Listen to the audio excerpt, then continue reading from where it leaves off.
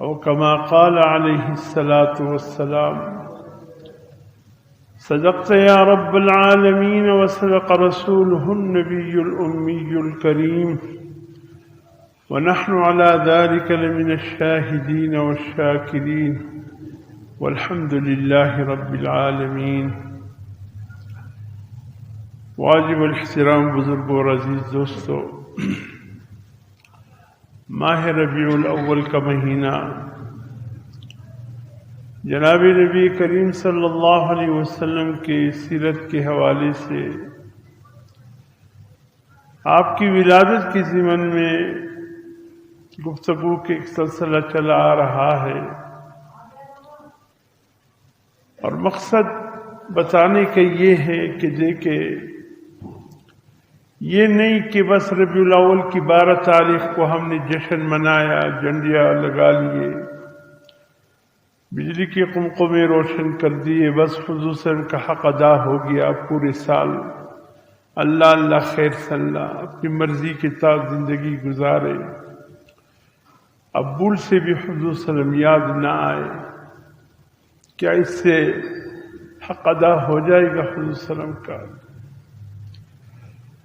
آپ صلی اللہ علیہ وسلم ہماری پوری زندگی کے امام ہیں، ہماری جوانی سے لے کر موت تک حضور صلی اللہ علیہ وسلم کے طریقہ زندگی واجب الاتباع ہے۔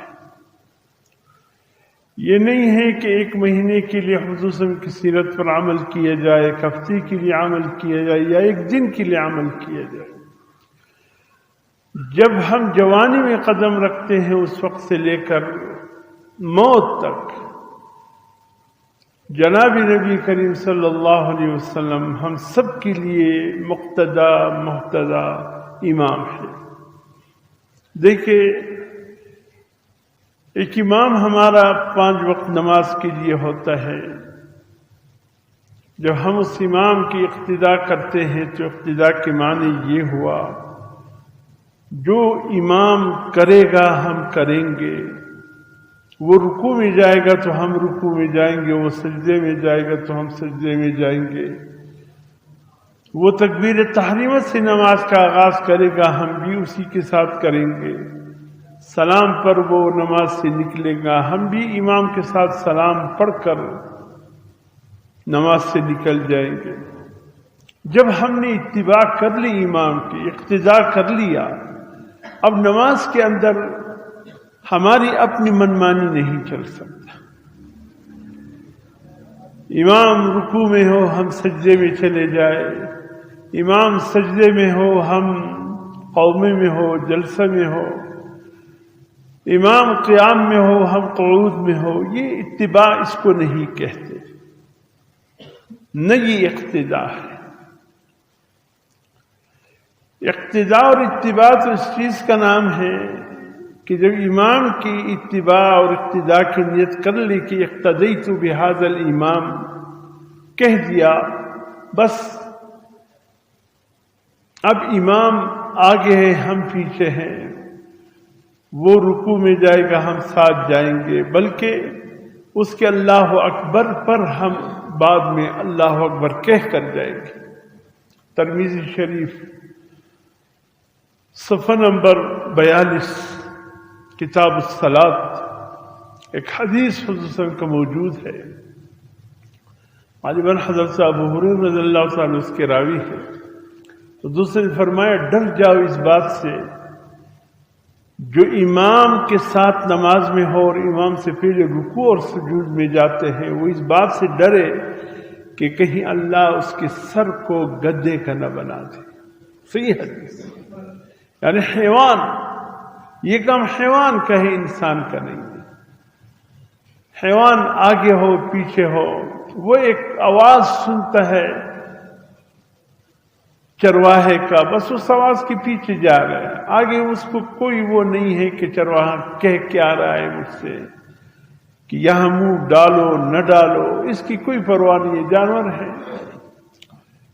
تو حضور صلی اللہ علیہ وسلم نے اس شخص کی مثال جو امام سے پہلے رکوع میں جاتا ہے، سجود میں جاتا ہے، امام سے پہلے اٹھتا ہے، حضور صلی اللہ علیہ وسلم نے فرمایا وہ اس بات سے ڈر جائے کہ کہیں اللہ پاک اس کے سر کو حیوان کا نہ بنا دے، اور حیوان میں بھی گدے کی مثال دے دی۔ اور میں اور آپ اس بات کو بخوبی جانتے ہیں کہ حیوانوں میں سب سے بیوقوف قسم کا حیوان گدھا ہے۔ گویا یہ سب سے بیوقوف، ایک تو حیوان نما کام کیا اور اوپر سے سب سے بیوقوف نما حیوان جو ہے اس جیسا کام کیا۔ کہیں اللہ اس کے چہرے کو گدھے کی صورت میں مسخ نہ کر دے۔ کتنی سخت وعید ہے ان لوگوں کے لیے جو امام کے ساتھ ہو اور پھر امام سے پہلے رکوع سجود میں جاتے ہو۔ بہت احتیاط کی ضرورت ہے۔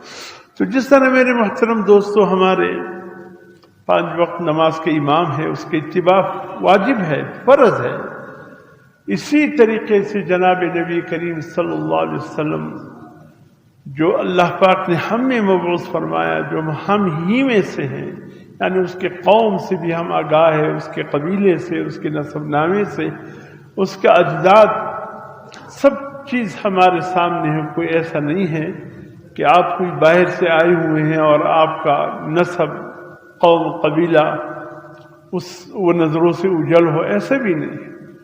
اللہ پاک نے حضور صلی اللہ علیہ وسلم کو ہماری پوری زندگی کے امام بنا ہے۔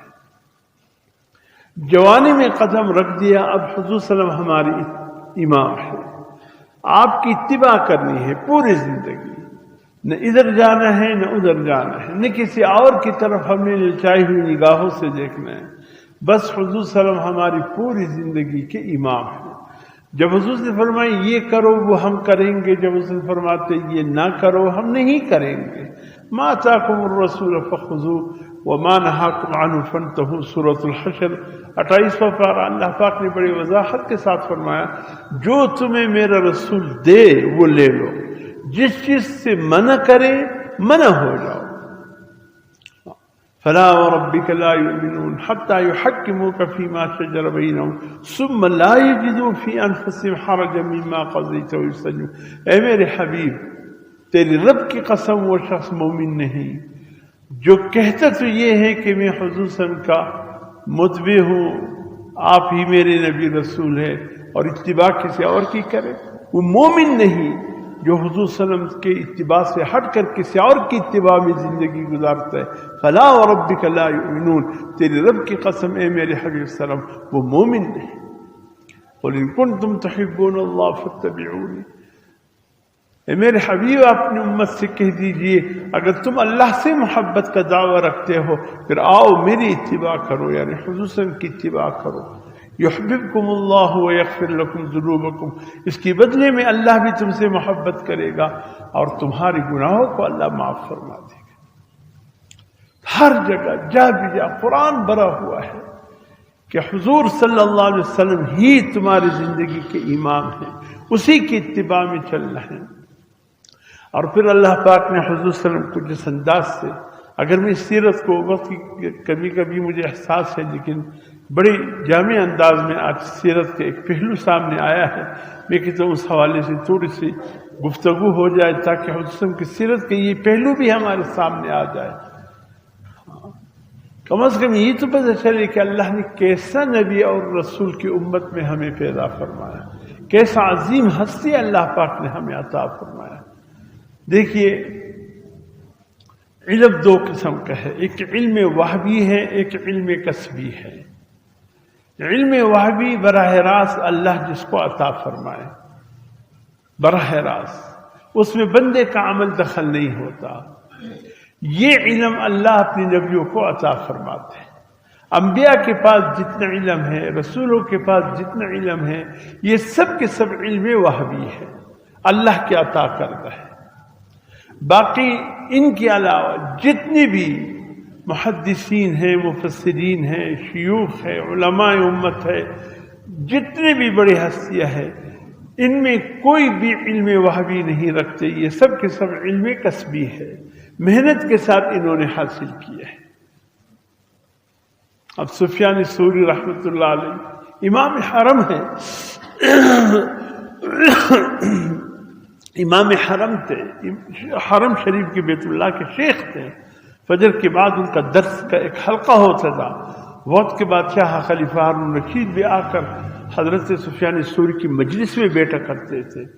کہاں کہاں سے علماء آ کر اپنے علم کی پیاس کو حضرت سفیان ثوری رحمۃ اللہ علیہ کی درس حدیث میں اپنی پیاس بجھاتے تھے. اتنی بڑی ہستی تھی. لیکن حضرت سفیان ثوری سے کے ساتھ سے واو رے یا سور، یہ اصل میں ہے سور. سور کے معنی گائے کے ہیں. اب حضرت سفیان ثوری کا تعلق گائے سے کیسے؟ ایک دن آ رہے تھے استاد کی مجلس میں پڑھنے کے لیے. حضور صلی اللہ علیہ وسلم کا فرمان ہے کہ سیدھے جب مسجد میں داخل ہو سیدھا پاؤں پہلے رکھو، دایاں پاؤں پہلے رکھو، پھر بایاں رکھو. طالب العلم سے خیال نہیں رہا، انہوں نے دایاں پاؤں آگے کرنے کی بجائے بایاں پاؤں آگے رکھ دیا مسجد میں. استاد دیکھ رہے ہیں تو استاد کے منہ سے نکلے یا سور، اے گائے، اے حیوان. ادھر علم حاصل کرتے ہو، ادھر اپنا طریقہ تو دیکھو، تم کیسے مسجد میں داخل ہو رہے ہو. فوراً متنبہ ہو گئے، پھر پیچھے ہو گئے، پھر دایاں پائے. بس استاد کے منہ سے نکلا ہوا جملہ، حالانکہ یہ زوج اور تنبیہ کے لیے تھا. جیسے استاد شاگرد کو ڈانٹتا ہے کہ یعنی ایک لقب کے ساتھ کہ وہ کوئی غلط حرکت کرے تو استاد اس کو کسی لفظ سے ڈانٹتا ہے. یوں سمجھ لیجیے کہ استاد نے حضرت سفیان کو ڈانٹا سور کہہ کر، اے گائے. لیکن ان کو استاد کی یہ بات ایسی پسند آ گئی، ان کا لقب بن گیا. فرمایا ہمیشہ سوری کا لفظ میرے سامنے ہوگا تو مجھے پتہ چلے گا کہ سفیان تجھے استاد نے گائے کہہ کر کہا. ابھی بھی گویا اپنے آپ کو سیدھا رکھو اور سنبھل کر اپنے قدم آگے بڑھاؤ. تو یہ اتنے بڑے بڑے فقہاء علماء کی مجلس میں بیٹھ کر انہوں نے حاصل کیے. یہ علم کسبی ہے.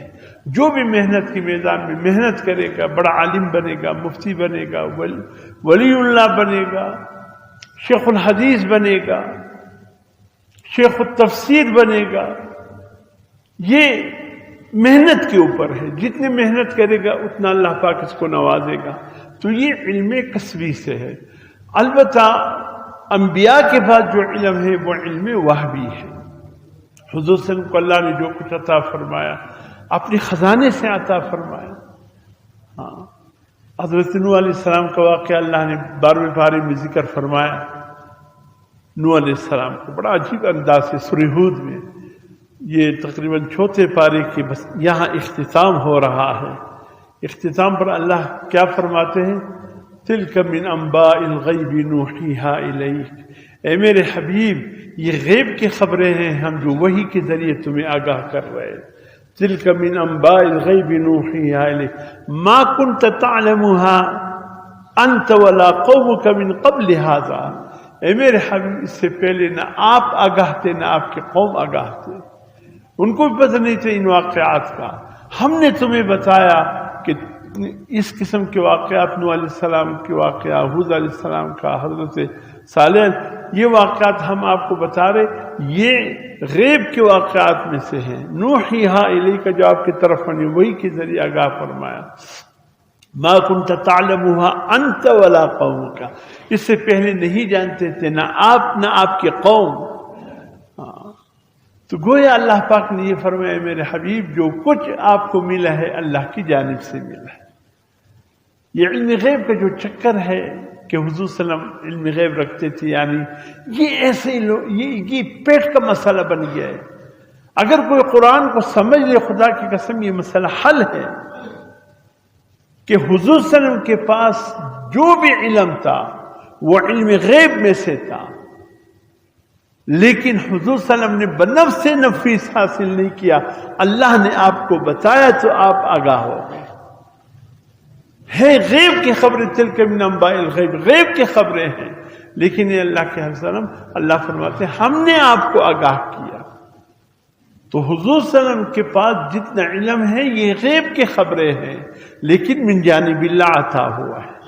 بنفس نفیس آپ نے خود کہیں سے حاصل نہیں کیا ہے. تو بات ختم ہو گئی.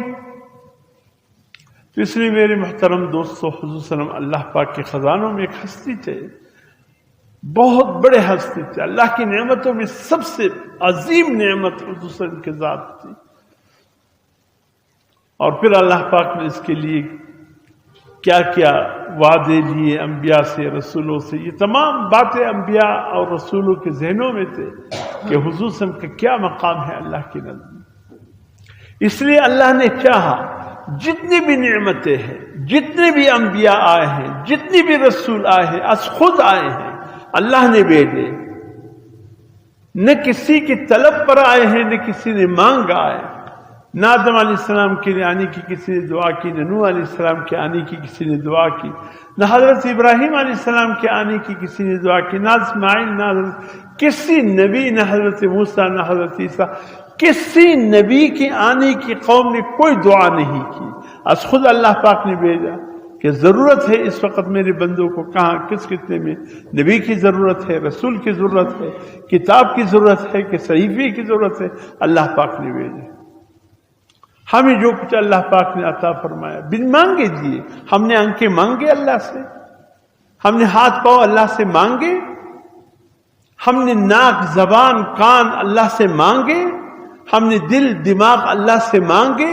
از خود اللہ نے ہمیں عطا فرمایا ہماری ضرورت کو دیکھتے ہوئے. اللہ پاک کے اسماء الحسنی میں ایک نام ہے اللہ کا کریم. ہم کہتے ہیں یا کریم، یا کریم. کریم نام ہے اللہ پاک. کبھی غور کیے کریم کے معنی کیا ہے؟ کبھی فکر کیے کہ کریم کی کیا معنی؟ کریم کی معنی یہ اللہ کی اسم صفات میں سے ہے وہ ذات جو مانگنے سے پہلے بندے کے حال دیکھ کر اللہ سمجھ جائے کہ اس وقت میرے بندے کو کس چیز کی ضرورت ہے، اور بن مانگے اللہ عطا فرمائے. بن مانگے اللہ عطا فرمائے یعنی کریم کی یہ معنی ہے کہ جب کوئی تکلیف کوئی مسئلہ آ جاتا ہے، ہم اللہ کے در پر آتے ہیں، ابھی تک ہاتھ نہیں اٹھے ہوتے، اللہ فرماتے بندے بس میں سمجھ گیا تیرا کیا مشکل ہے، تیری کیا پریشانی ہے، تیری کیا حاجت ہے،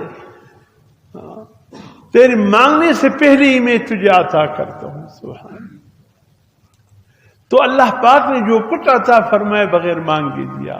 لیکن حضور صلی اللہ علیہ وسلم اللہ کی نعمتوں میں کیسی نعمت، اللہ کے خزانوں میں کیسا عظیم خزانہ کہ اللہ نے چاہا کہ اس کو از خود نہ بھیجو کوئی مجھ سے مانگے. اللہ نے چاہا کوئی مجھ سے طلب کرے. میرے خزانوں میں بس یہ ایک ہی ہستی ہے، از خود نہیں بھیجتا کوئی مجھ سے مانگے. اور اللہ پاک جانتے تھے کہ اس وقت حضرت ابراہیم علیہ السلام کے دل و دنیا کے دل و دنیا میں یعنی آپ کے دل میں آپ کے دماغ میں ایک دعا مچل رہی ہے.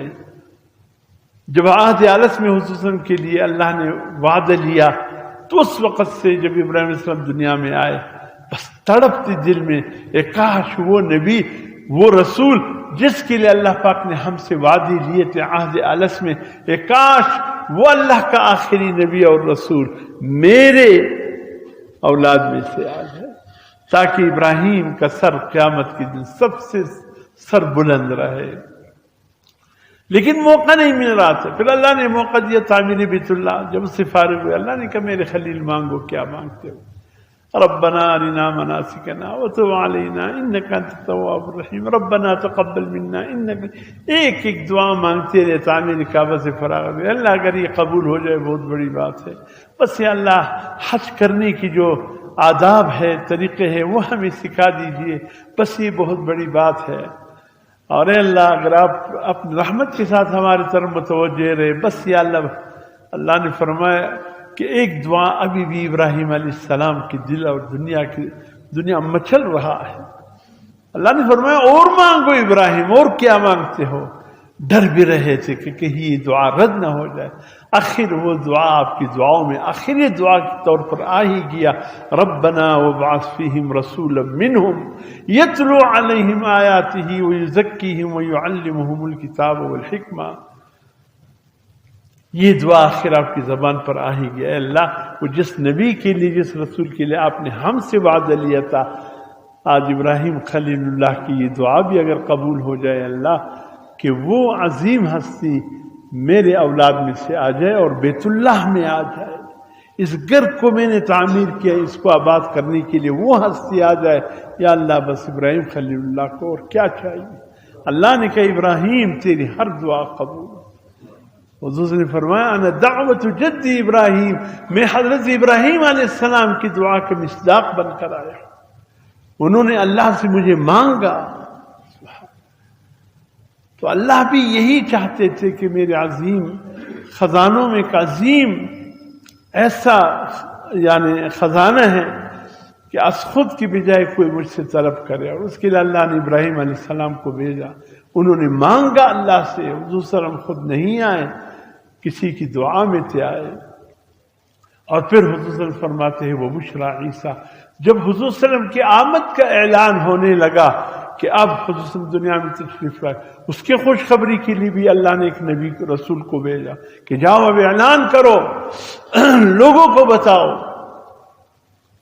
کہ وہ نبی وہ رسول جو عہد الست میں جس کے لیے وعدہ ہوا بس آنے کو ہے، وہ حضرت عیسیٰ علیہ السلام کو اللہ نے جو کتاب عطا کی اس کتاب کا نام ہے انجیل۔ انجیل ہے نا، حضرت موسیٰ علیہ السلام کو تورات، حضرت داؤد علیہ السلام کو زبور، حضرت عیسیٰ علیہ السلام کو انجیل عطا کیا۔ اچھا انجیل کے کیا معنی؟ چلو امتحان میں نہیں ڈالتا ہوں۔ انجیل کے معنی خوشخبری کے ہیں، خوشخبری کے ہیں۔ انجیل میں قدم قدم پر حضرت جناب نبی کریم صلی اللہ علیہ وسلم کے حوالے سے خوشخبری تھی۔ جس وقت حضرت ابو عبیدہ بن جراح نے بیت المقدس فتح کیا اور آس پاس کے تمام عیسائی قبائل، یہود قبائل نے چاہا کہ ہم بیت المقدس کی چابیاں دیں گے، لیکن تمہارے امیر خلیفہ حضرت عمر فاروق کو بنفس نفیس ہم دیں گے کہ بیت المقدس ان کے ہاتھ میں ہم دے دیں۔ ان کو بلائیے کہ وہ آ جائے، ہم بیت المقدس کی چابیاں ان کے حوالے کر دیں۔ حضرت ابو عبیدہ بن جراح رضی اللہ تعالیٰ عنہ نے عشرہ مبشرہ میں سے ہیں، حضور صلی اللہ علیہ وسلم نے اس کو امین حاضر الامہ کا لقب دیا ہے، میرے امت کے سب سے بڑے امین امانت دار۔ آپ نے مدینہ اطلاع بھجوائے، حضرت فاروق سے کہا یا امیر المومنین یہاں کے عیسائی سب منتظر ہے کہ آپ آ جائے اور ہم آپ کو چابیاں دے دیں گے۔ حضرت فاروق رضی اللہ تعالیٰ عنہ 32 لاکھ مربع میل کا فرمان روا ایک غلام کے ساتھ، خادم کے ساتھ روانہ ہوتے ہیں، نہ کوئی پروٹوکول ہے، نہ ہٹو بچوں کی صدا ہے، کچھ بھی سیدھے سارے اس راستے پر جا رہے۔ کیا واقعات ہوئے اس راستے میں، عجیب تاریخ ہے، رہنے دے پھر کس وقت عرض کروں گا۔ اچھا ایسا کیا حضرت عمر فاروق نے اس خادم سے کہا کہ چونکہ آپ بھی انسان ہیں میں بھی انسان، سواری ایک ہے، تو آپ کچھ گویا کہ ایک آدھا گھنٹہ تو سواری پر سوار ہو جانا، چلتے رہو، میں ان کو مہار پکڑوں گا، پھر آدھا گھنٹہ میں سوار ہو جاؤں گا، تو ان کو مہار پکڑے رکھو۔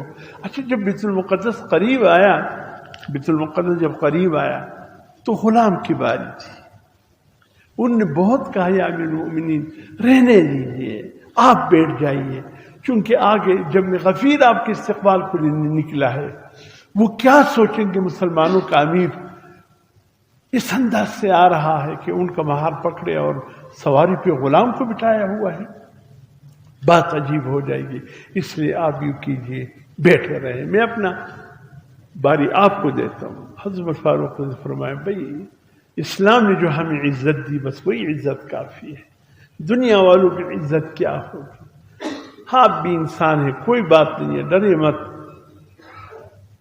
کسی نے خوب کہا واہ کس شان سے امت کے امام آتا ہے، خود پیدل ہے سواری پہ غلام آتا ہے۔ اس انداز سے بیت المقدس جب داخل ہوئے، حضرت ابو عبیدہ بن جراح کی نگاہیں نیچے ہو گئی کہ میں ان لوگوں کو کیا کہوں کہ ہمارے امیر یہ اون پر جو بیٹھا ہے وہ ہے کہ یہ مہار جو پکڑے ہیں یہ ہے۔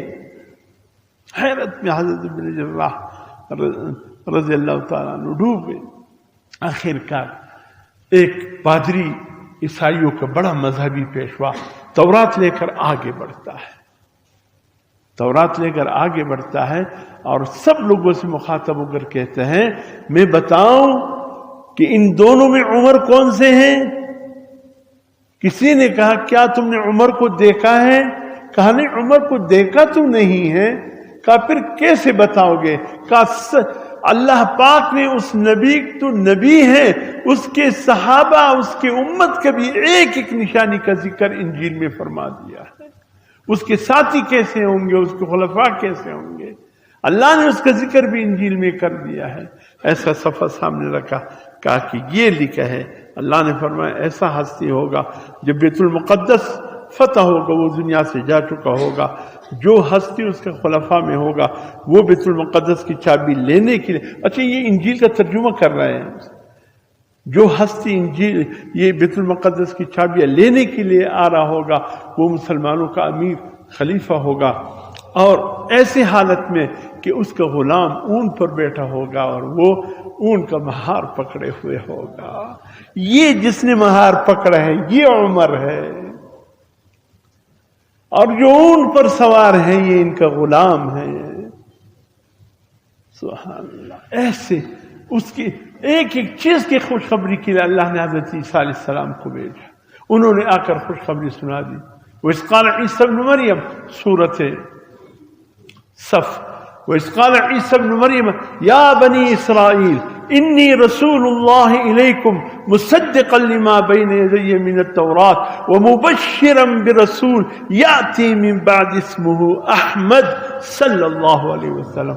اعلان فرمایا حضرت عیسیٰ ابن مریم نے، لوگو بنی اسرائیلیوں سنو، میں اللہ کا نبی بن کر آیا ہوں، مجھ سے پہلی کتاب نبیوں کی میں سب کی تصدیق کرتا ہوں، اور وہ اس خوشخبری کے ساتھ اللہ نے مجھے مبعوث کیا، میرے بعد ایک نبی آنے والے ہیں، من بعدی، میرے بعد آئیں گے، اسمہ احمد، اس کا نامی احمد صلی اللہ علیہ وسلم ہوگا۔ یہ خوشخبری لے کر آئے تھے۔ حضور صلی اللہ علیہ وسلم کا نام زمین پہ محمد، آسمانوں پہ احمد۔ محمد کی معنی جس کی سب سے زیادہ تعریف کی جائے اللہ کے بعد وہ محمد ہے صلی اللہ علیہ وسلم، اور احمد کی معنی وہ ہستی جو قیامت کی دن اللہ کے سب سے زیادہ حمد و ثنا بیان کریں گے، کہ اللہ پھر فرمائیں گے یا محمد صلی اللہ علیہ وسلم ارفع راسک اسأل تعطا اشفع تشفع، مانگے کیا مانگتے ہو، وَلَسَوْفَ يُعْطِيكَ رَبُّكَ فَتَرْضَىٰ، میں وعدہ اللہ نے کر لیا ہے نا، اے میرے حبیب ہم اتنا کچھ دیں گے کہ آپ کو راضی کر لیں گے۔ حضور سے فرماتے سجدے میں سر ہوگا اللہ سے،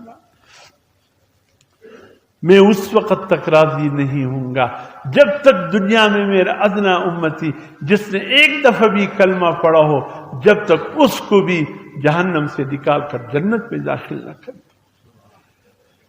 میرے محترم دوستو، اللہ پاک نے حضرت عیسیٰ علیہ السلام کو حضور کی آمد سے پہلے خوشخبری کے لیے بھیجا، پھر اللہ پاک نے حضرت عیسیٰ علیہ السلام کو زندہ آسمانوں پر اٹھایا، ابھی بھی حضرت عیسیٰ علیہ السلام آسمانوں پر زندہ موجود ہے۔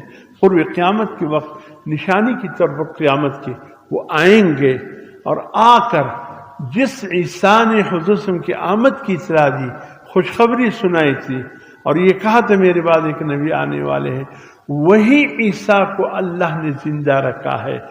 جس نے آنے کی خوشخبری سنائی وہ اب قیامت کے قریب آ کر اس بساط کو لپیٹنے کی بات بھی وہی کریں گے کہ اب سب کچھ ختم ہو گیا، اب قیامت برپا ہونا ہے۔ بس آنے کی خوشخبری بھی اسی نے سنائی تھی، اور دنیا کی دی اینڈ ہونے کی بات بھی وہی کرے گا دنیا کے اختتام پر، کہ اب اللہ اس دنیا کو لپیٹتے ہیں۔ میرے محترم دوستو، اللہ نے ایسا ہستی بھیجا، اس انداز سے بھیجا، اور حضور صلی اللہ علیہ وسلم کی ذات گرامی سیرت کے یہ پہلو، یہ بالکل تمہیدی الفاظ ہے، تفصیل انشاءاللہ زندگی رہی آنے والے جمعے عرض کروں گا، لیکن اس کے ساتھ ساتھ اس ہفتے ذرا لوگ کشمکش میں گزرے۔ کسی نے، یہودی نے یہ بات کی کہ زلزلہ آنے کو ہے، اور ہمارے تو وضو ٹوٹ گئے۔ کوئی وضو کسی کا سلامت نہیں لے سکتا. بھائی اس ڈچ یہودی نے بات کر دی کہ زلزلہ آنے کو ہے. ارے خدا کی بندو، یہ چیزیں اللہ کے علم میں ہیں، نشانیاں بتائی ہیں اللہ نے. جب تم دیکھو نماز ضائع ہونے لگے، امانت میں خیانت ہونے لگے، سود عام ہو جائے، شراب عام پیا جانے لگے، بازاروں میں رش ہو، مسجدیں ویران ہو، یہ 72 نشانیاں ہیں. حضور نے فرمایا جب تم اس کو دیکھو پھر انتظار کرو سرخ آندھی کا، زلزلوں کا، اور فرمایا چہرے مسخ ہونے کا، کیا کیا کچھ آئیں گے. اللہ نے بات تو کی دی، اذا زلزلت الارض زلزالها، آئے گا. یا ایھا الناس اتقوا ربکم ان زلزلۃ الساعۃ شیء عظیم. قیامت کا زلزلہ بڑا سخت ہے. یوم ترونها تذهل كل مرضعة عما ارضعت وتضع كل ذات حمل حملها وترى الناس سکارى وما هم بسکارى. اللہ فرماتے ہیں اس دن ایسا عالم ہوگا کہ دودھ پلانے والی مائیں اپنے بچوں کو دودھ پلانا بھول جائے گی. حمل بردار عورتیں وقت سے پہلے حمل کو ساقط کر دیں گی. سب ایک نشے کے عالم میں ہوگا، جیسے نشے کیا ہوا سب کا یہ حال ہوگا. لیکن وما هم بسکارى، حقیقت یہ ہے کہ انہوں نے نشہ نہیں کیا ہوگا. ولکن عذاب اللہ شدید، لیکن اللہ کا عذاب بڑا سخت ہوگا. تو اس لیے یہ کسی انسان کی بس کی بات نہیں. یہ بات تو حضور سے ہم بتا چکے ہیں. ہم اپنے آپ کو اس کے لیے تیار رکھیں. انسان کو کہاں سے یہ علم ہو گیا؟ یہ سب خود ساختہ باتیں ہیں. یہ صرف ایک اللہ کو علم میں. اللہ پر بھروسہ رکھے، اپنی نمازوں کا خیال رکھے، اللہ سے تعلق کو جوڑ دے. یہ خود ساختہ قسم کے، وہ خود تو ایمان نہیں لاتے، ہمیں ڈرانے کے لیے باتیں کرتے. بھئی یہ معاملہ اللہ کے ساتھ ہے. جہاں آیا لوگ مخلوق لقمہ اجل بن گئے، کس نے اطلاع دی؟ جو بچ گئے کس کے سہارے بچے ہوئے ہیں.